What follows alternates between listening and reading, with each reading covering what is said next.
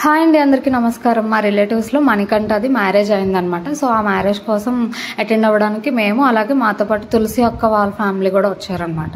అయితే మేమంతా ఒకే రూమ్లో ఉన్నాము. సో కాసేపు సరదాగా గేమ్ ఆడదామని వాళ్ళ కూతురు అయితే అడిగింది, హన్విక. సో గేమ్ ఆడడానికి అయితే కూర్చున్నాము. అది గేమ్ ఎలాగ ఆడాలో కూడా తెలియదు, ఫస్ట్ టైం ఆడాము.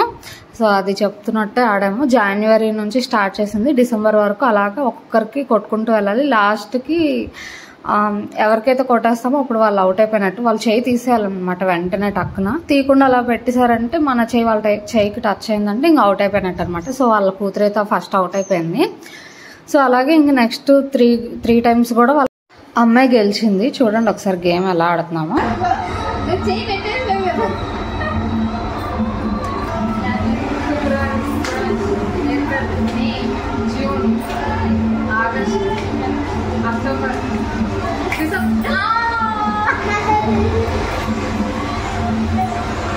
చూసారు కదా, ఫస్ట్ గేమ్ అక్కే విన్నర్ అయింది.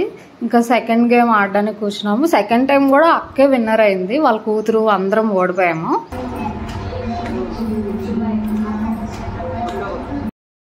థర్డ్ టైం కూడా వాళ్ళ కూతురు ఓడిపోయింది.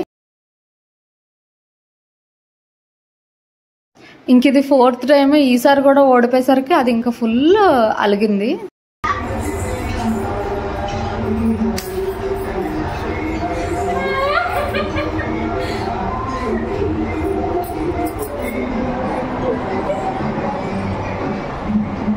ఇంకా ఏడుస్తుందని దాన్ని ఎలాగో ఒప్పించి నాతో పాటు గేమ్ ఆడడానికి కూర్చోబెట్టాము. సో ఇప్పుడు మిషన్ ఏంటంటే గేమ్లో నేను ఓడిపోవాలి. సో ఎలాగో ఒకలాగా నేనైతే ఓడిపోయి దాన్ని గెలిపించాను.